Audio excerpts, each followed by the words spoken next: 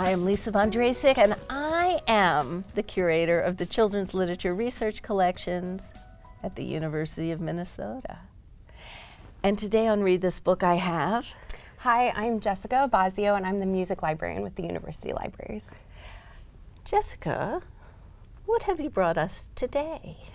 So I have brought Matt Haig's The Midnight Library, and I don't want to give too much of the plot away because this book was such an adventure, but I do want to say that the concept behind the book is kind of a twist on the It's a Wonderful Life story, or maybe like the idea of a multiverse, but the main character gets to visit a library where she finds infinite numbers of books that have different versions of her life and what they could have been depending on the choices that she made.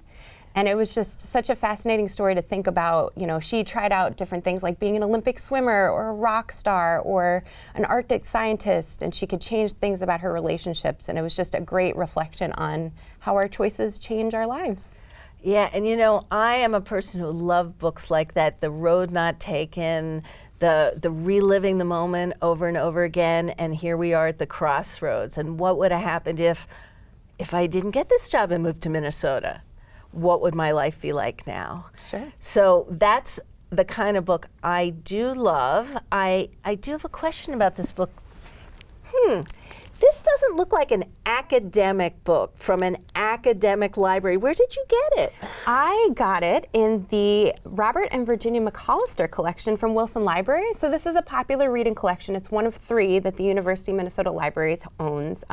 There is a popular reading collection in Wilson Library, and that's mostly focused on contemporary literature.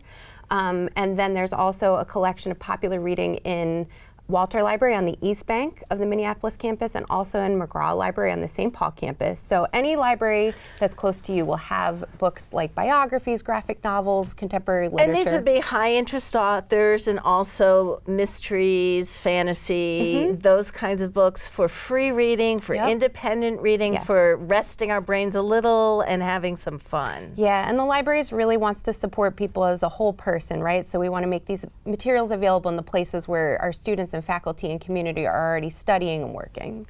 And so I just want to remind people that it's not only just for students, but if you become a member of the Library Friends, at a certain level you can take books out of our library. Yes. So it's for everyone. It's for everyone. And if you want to find more information about the popular reading collections at the University Libraries, you can visit lib.umn.edu/collections/popular-reading. Now, this seems to be the kind of book that you would just eat up, that it was just a page-turning adventure. Was there a piece you might want to read aloud to that really resonated for you? Oh, yes. There was one of my favorite quotes about librarians that I've ever read or heard anywhere was in this book. And it goes, "Librarians have knowledge. They guide you to the right books, the right worlds.